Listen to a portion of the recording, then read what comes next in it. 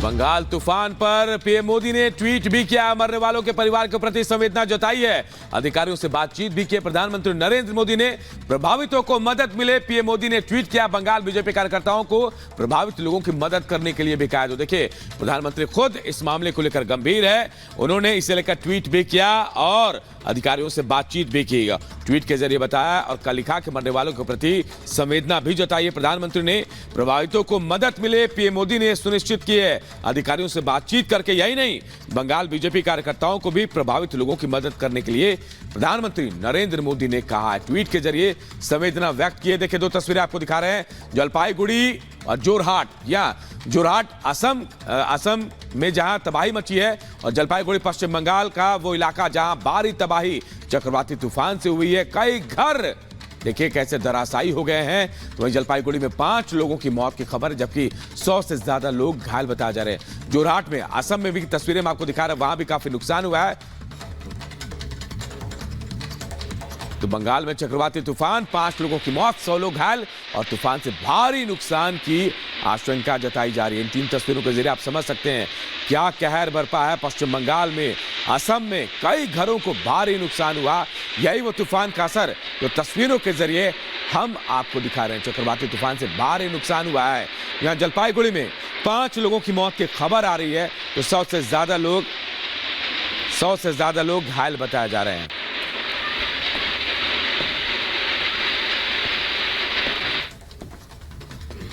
तो देखिए, चक्रवाती तूफान का असर पश्चिम बंगाल, असम और कई दूसरे राज्यों में भी देखने को मिला। सबसे ज्यादा नुकसान जलपाईगुड़ी में, पश्चिम बंगाल में बताया जा रहा है। 5 लोगों की मौत की खबर आ रही है, जबकि 100 से ज्यादा लोग घायल हैं। खुद ममता बनर्जी अस्पताल जाकर घायलों का हालचाल जानने पहुंची। रिपोर्ट आप सबको दिखाते हैं।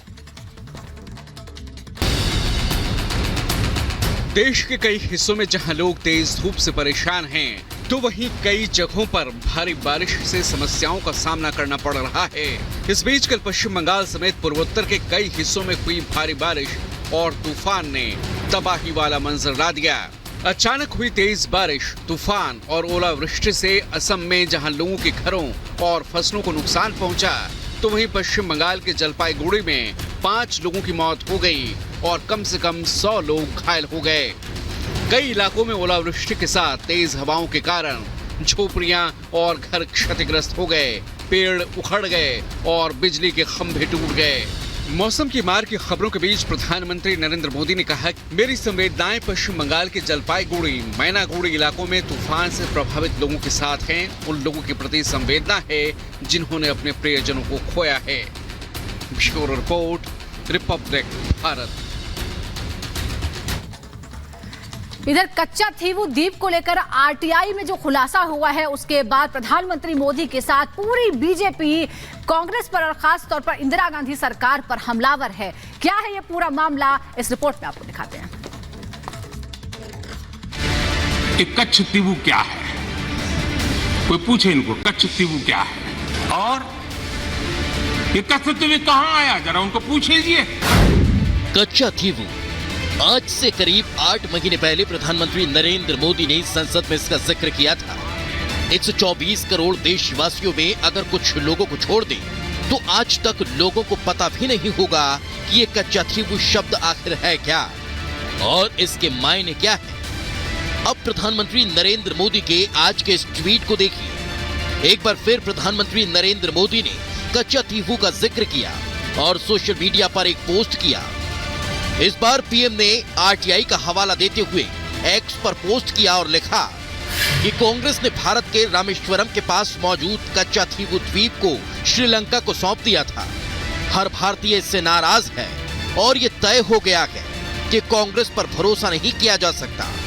पीएम मोदी ने कहा कि भारत की एकता, अखंडता और हितों को कमजोर करना 75 वर्षों से कांग्रेस का काम करने का तरीका रहा। आज ही कांग्रेस का ये एक और देश विरोधी कारनामा देश के सामने आया है। तमिलनाडु में भारत के समुद्री तट से कुछ दूर, कुछ किलोमीटर दूरी पर श्रीलंका और तमिलनाडु के बीच में समुंदर में एक टापू है, एक द्वीप है, कच्चा थीवू, अलग अलग नाम भी लोग बोलते हैं, कच्चा थीवू। ये द्वीप सुरक्षा की दृष्टि से बहुत महत्वपूर्ण है। देश आजाद हुआ तब हमारे पास था और ये हमारे भारत का अभिन्न अंग रहा है। लेकिन कांग्रेस ने 4-5 दशक पहले कह दिया कि ये द्वीप तो गैर जरूरी है, फालतू है, यहां तो कुछ होता ही नहीं है। और ये कहते हुए मां भारती का एक अंग आजाद भारत में ये कांग्रेस के लोगों ने, इंडियन अलायंस के साथियों ने मां भारती का एक अंग काट दिया और भारत से अलग कर दिया। देश कांग्रेस के रवैये की कीमत आज तक चुका रहा है। भारत के मछुआरे मछली पकड़ने के लिए समंदर में जाते हैं, तमिलनाडु के हैं, केरल के हैं, पुडुचेरी के हैं, तेलंगाना के हैं, आंध्र के हैं, इस द्वीप की तरफ जाते हैं तो इन्हें गिरफ्तार कर लिया जाता है, उनकी बोट को कब्जा कर लिया जाता है। ये कांग्रेस के पाप का परिणाम है कि हमारे मछुआरे आज भी सजा भुगतते चले जा रहे हैं। और कांग्रेस पार्टी इतनी बड़ी उनकी पाप के जब बात आती है तो कांग्रेस की बोलती बंद हो जाती है। डीएमके जैसे दल जो कांग्रेस के साथी हैं, वे भी मुंह पे ताला लगा करके बैठ जाते हैं। आप मुझे बताइए, क्या ऐसा इंडी गठबंधन जिसने मां भारती का टुकड़ा करके दे दिया, क्या ऐसा गठबंधन देश हित में कोई फैसला ले सकता है क्या? देश का भला कर सकता है क्या? देश को एक रख सकता है क्या? साथियों, इंडी गठबंधन वाले ना देश के जवानों का हित सोच सकते हैं, ना ही देश के किसानों का हित सोच सकते हैं, ना ही देश के मछुआरों का हित सोच सकते हैं। कच्चा थीवू विवाद पर गृह मंत्री अमित शाह और जेपी नड्डा ने भी कांग्रेस पर हमला किया। अमित शाह ने एक्स पर पोस्ट कर लिखा, कांग्रेस ने कच्चा थीवू को छोड़ दिया और इसके लिए उन्हें कोई अफसोस भी नहीं किया। इससे पता चलता है कि वो भारत की एकता और अखंडता के खिलाफ है। वे केवल हमारे देश को बांटना या तोड़ना चाहते हैं। पीएम मोदी और बीजेपी के नेता जिस आरटीआई के हवाले से कांग्रेस को घेर रही है, आखिर उसमें खुलासा क्या हुआ? आरटीआई से मिले दस्तावेजों के मुताबिक 10 मई 1961 को भारत के पहले प्रधानमंत्री पंडित जवाहरलाल नेहरू के सामने ये मामला उठा। उस वक्त उन्होंने इस मुद्दे को महत्वहीन बताते हुए खारिज कर दिया था। उस दौरान के एक नोट के आधार पर आरटीआई में दावा किया गया कि नेहरू ने कहा था वो इस छोटे से द्वीप को बिल्कुल भी महत्व नहीं देते और इस पर अपना दावा छोड़ने में उन्हें कोई झिझक नहीं होगी।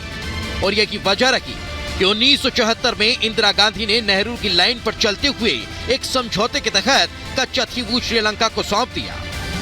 आज डीएमके उनके साथ है और न डीएमके इस विषय को उठाती है, न कांग्रेस इस विषय को उठाती है, केवल प्रधानमंत्री श्री नरेंद्र मोदी जी उठाते हैं। और मेरा प्रश्न यह भी है श्री राहुल गांधी जी से, जो दक्षिण उत्तर की बहुत बात करते हैं, दक्षिण भारत के इतने महत्वपूर्ण मुद्दे के ऊपर मौन क्यों धारण कर रखा है? क्यों नहीं देश को बताते कि गलती सिर्फ उनकी पार्टी की नहीं, उनके परिवार की है। उन्होंने किसको कितना दिया उसका जवाब दें। जहां तक इंदिरा गांधी का सवाल है, उन्होंने तो तोड़ के 2 टुकड़े करके पाकिस्तान के बांग्लादेश बनाया। आरटीआई में कच्चा थीवू पर जो खुलासा हुआ, उसके बाद कांग्रेस सवालों में घिर गई। अब सवाल ये कि ये कच्चा थीवू है कहां? दरअसल कच्चा थीवू एक द्वीप है जो 285 एकड़ में फैला हुआ है और भारत श्रीलंका के बीच में स्थित कच्चा थीवू द्वीप और श्रीलंका के डेल्फ द्वीप में महज 23.4 किलोमीटर की दूरी है। जिस कच्चा थीवू को श्रीलंका को सौंप दिया गया, उसका महत्व काफी ज्यादा है।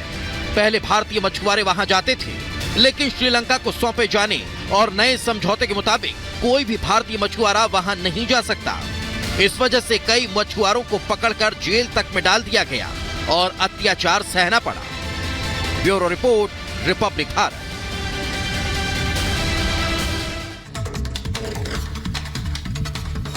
और बात मध्य प्रदेश के धार के भोजशाला के, जहां एएसआई सर्वे चल रहा है, लेकिन इस